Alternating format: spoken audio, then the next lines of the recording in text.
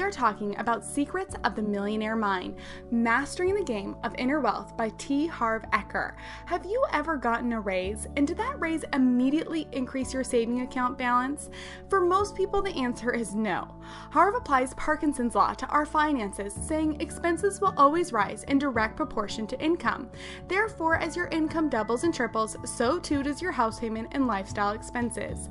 Harv knows that income alone will never create wealth. We must become masters of our mind to become masters of managing our money.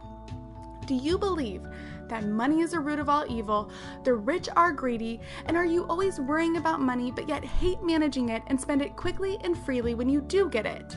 Do you feel guilty and ashamed for wanting more money and even dislike people who have more than you? This might seem unrelated, but what makes a tree strong and healthy? Is it the trunk or the roots? A strong root system is what makes a tree healthy. The fruit of the tree is a result of the health of its root system. Health in general is under the surface, but the results of health are visible. Your roots that determine your results are your thoughts.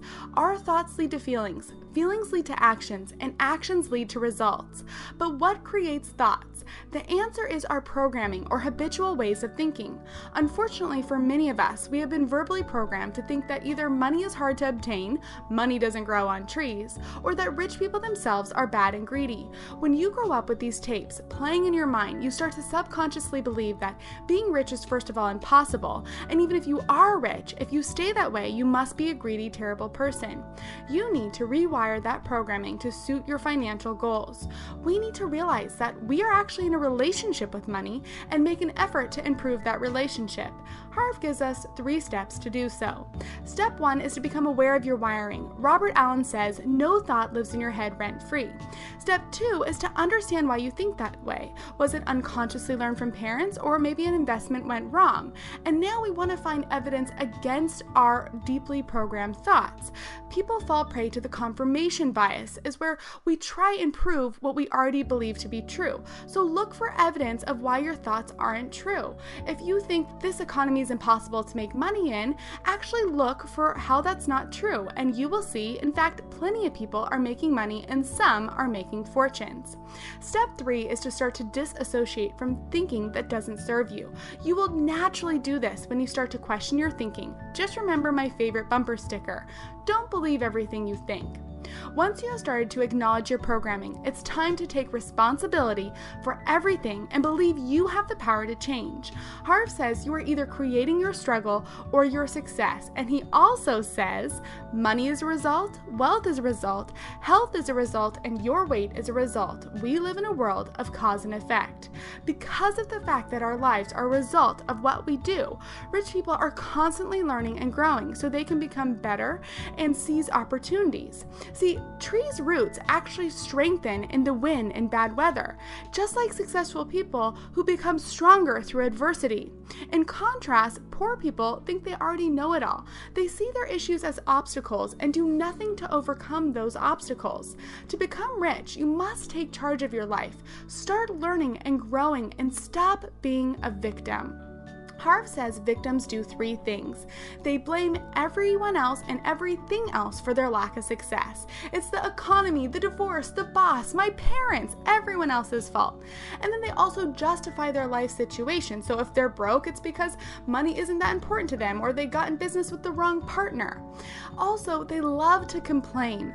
What Harv says happens when you complain cracks me up because it sounds like something my husband would say. Harv says, when you are complaining, you're becoming a living, breathing crap magnet. Except Matt would say crap bag. So don't be a crap bag. Harv pulls from Huna philosophy, saying, bless that which you want. Rich people admire and replicate other successful and rich people, and in direct contrast, poor people resent successful people. So don't allow your unfounded programming that rich people are bad get in the way of your success.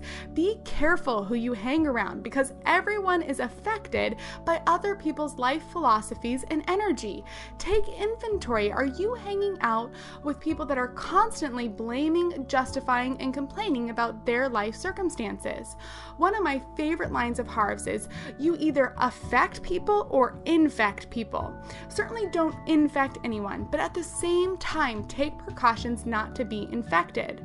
Harv made a point I never realized before. Money will only make you more of what you already are. If you are a nasty person, when you become wealthy, you can hide behind your money and be even nastier. But if you are a generous, loving person, money will afford you the luxury to truly help others in need. Harv writes, "It comes down to this: either you control money or it will control you. So to control money, you must manage it." It doesn't matter if you make $15,000 a year, $100,000 a year, or $10 million.